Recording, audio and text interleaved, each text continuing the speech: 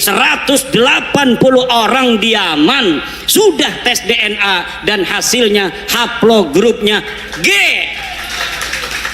Sedangkan keturunan Nabi Muhammad semuanya di Arab Saudi, di Yordan, di Maroko haplogrupnya J1.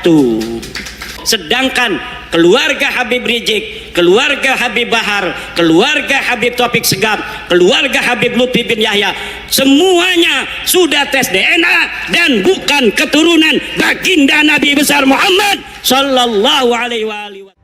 Kalau memang ini garis darah, maka darah itu biologis. Kalau biologis, maka ia bisa diuji. Tapi anehnya, setiap kali muncul hasil tes DNA yang disebut menunjukkan kedekatan dengan populasi Yahudi Timur Tengah, mendadak semua orang bilang tidak sah, tidak relevan, tidak penting. Jadi sebenarnya ini soal apa? Mencari kebenaran?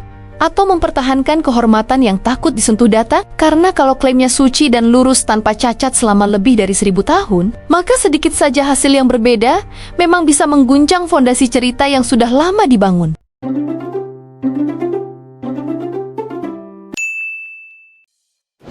Narasi kemurnian yang retak.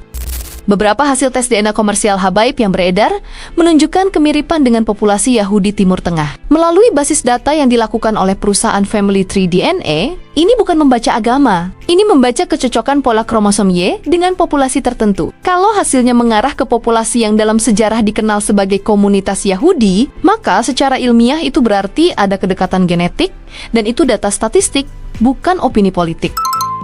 Selama ini, narasi yang dibangun adalah garis lurus dari Ahmad bin Isa al-Muhajir yang disambungkan ke Ali bin Abi Thalib dan Fatimah binti Muhammad tanpa celah, tanpa variasi, tanpa kemungkinan percampuran. Padahal wilayah Yaman dan Hadramaut selama ribuan tahun adalah ruang migrasi dan asimilasi. Komunitas Yahudi Yaman hidup berdampingan dengan populasi Arab dalam waktu yang sangat panjang. Secara genetika populasi, kemungkinan percampuran bukan sesuatu yang mustahil, justru sangat mungkin. Yang jadi pertanyaan, kenapa kemungkinan itu dianggap tabu? Kalau memang klaimnya garis darah biologis, maka secara logika ilmiah ia tidak kebal dari variasi genetik. Menolak mentah-mentah hasil tes hanya karena tidak sesuai ekspektasi justru terlihat seperti ketakutan terhadap verifikasi. Dan di titik ini, publik wajar curiga, apakah yang dijaga adalah kebenaran atau citra kemurnian? Haplograph dan kejujuran ilmiah. Diskusi makin panas ketika muncul istilah haplograph G yang disebut berbeda dari J1 yang sering diasosiasikan dengan populasi Arab tertentu. Haplograph G memang ditemukan di berbagai wilayah termasuk sebagian komunitas Yahudi Timur Tengah. Ini tidak otomatis berarti seseorang beragama Yahudi, tapi ini cukup untuk menggugurkan klaim kemurnian tunggal yang selama ini dikampanyekan tanpa ruang koreksi.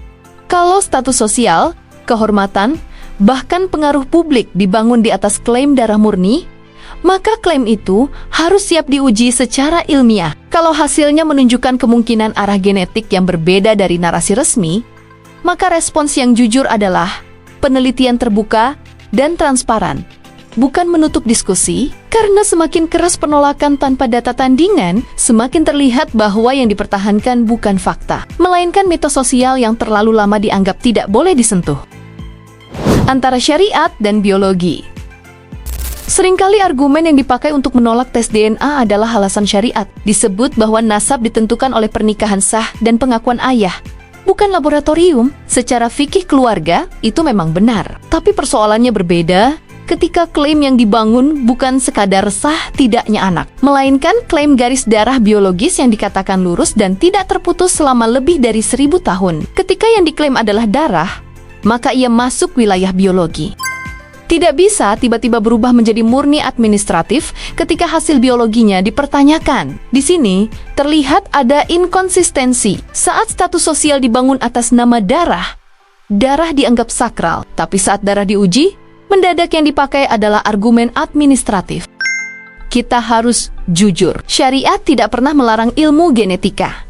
Yang dilarang adalah tuduhan sembarangan tanpa bukti. Justru tes DNA adalah bentuk bukti biologis modern. Kalau memang yakin garisnya lurus, maka hasil ilmiah akan menguatkannya. Tapi jika ada kemungkinan variasi atau percampuran sejarah, maka itu bukan aib.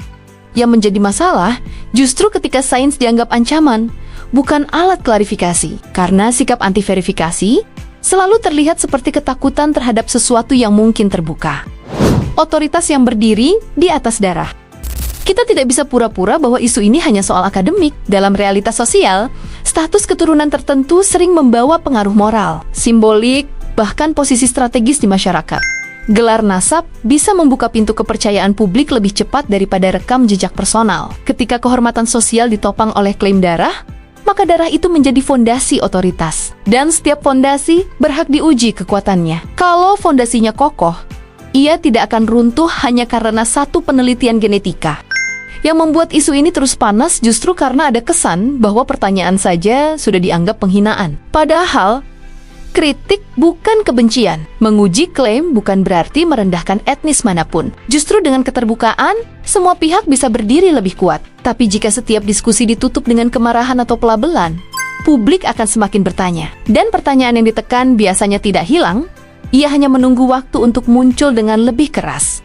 Kita sudah melihat bagaimana klaim nasab dibangun sebagai garis darah yang lurus dan suci. Bagaimana hasil tes DNA yang disebut menunjukkan kedekatan dengan populasi Yahudi langsung memicu penolakan. Dan bagaimana diskusi ilmiah sering berubah menjadi defensif.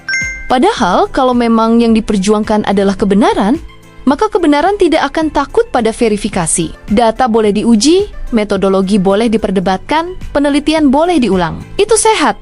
Yang tidak sehat adalah ketika pertanyaan saja dianggap penghinaan. Karena pada akhirnya, ini bukan soal Yahudi atau Arab. Ini soal konsistensi. Kalau darah dijadikan fondasi kehormatan dan otoritas, maka darah itu harus siap dibaca oleh sains. Kalau tidak siap diuji, maka publik berhak bertanya, apakah yang kita jaga benar-benar fakta? Atau hanya cerita yang terlalu lama kita sakralkan? Dan sekarang pertanyaannya tinggal satu. Kalau memang yakin garis itu murni dan lurus tanpa celah, kenapa tes DNA justru terasa seperti ancaman? Tulis di kolom komentar. Bukan untuk saling menyerang, tapi untuk saling memahami sebelum semua terlambat. Kita hidup dalam kebiasaan